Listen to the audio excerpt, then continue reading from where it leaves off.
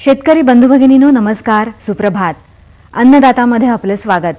अन्नदातामध्ये आज आपण पाहूया खोडवा ऊस व्यवस्थापनाविषयी माहिती देत आहेत डॉक्टर भास्करराव जाधव. सुपारी काढणी आणि घेवडा उत्पादन, मेंढ्यातील लोकर काढणीविषयी माहिती.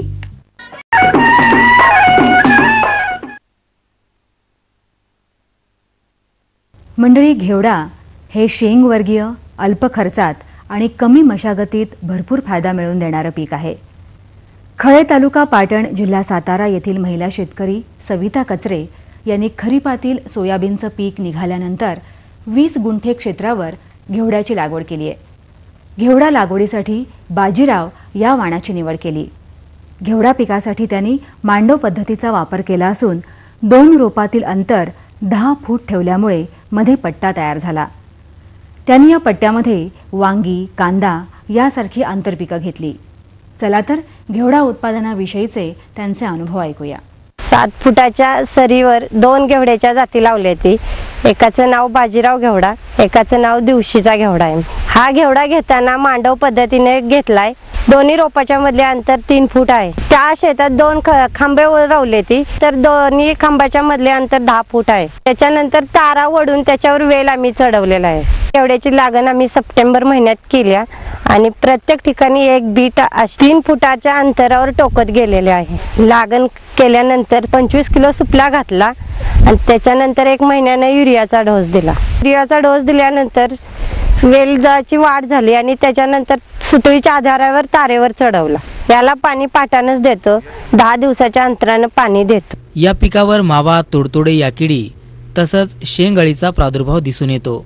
म्हणून मधून पीक संरक्षणाचे उपाय योजावेत. यासाठी पेरणीनंतर 15 दिवसांनी क्विनॉलफॉस 25 cc 1000 मिलीलिटर अथवा मोनोक्रोटोफॉस 36 WAC 700 मिलीलिटर 500 लिटर पाण्यात मिसळून फवारणी करावी. दुसरी फवारणी किडींचा प्रादुर्भाव दिसून आल्यास 15 दिवसांच्या अंतराने करावी. डिसेंबरच्या दुसऱ्या आठवड्यापासून फुलकळी चालू झाली व जानेवारीच्या पहिल्या आठवड्यापासून तोडा चालू झाला. याचा तोडा करताना आम्ही सकाळ किंवा संध्याकाळच तोडा करतो. याचा तोडा सरासरी 8 दिवसाच्या अंतराने करतो.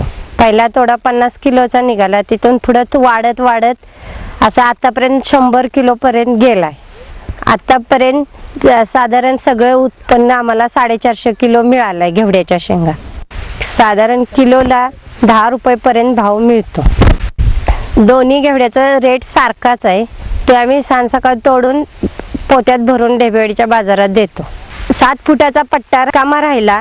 त्याच्यात आम्ही आंतरपीक म्हणून कांदा, वांगी, वाटाणा आणि चवळी असं पिकं घेतली. आंतरपिकामध्ये सरासरी आम्हाला 5 पोती कांदा मिळेल आणि साधारण आठवड्यातनं 40 किलो तरी वांगी निघतात.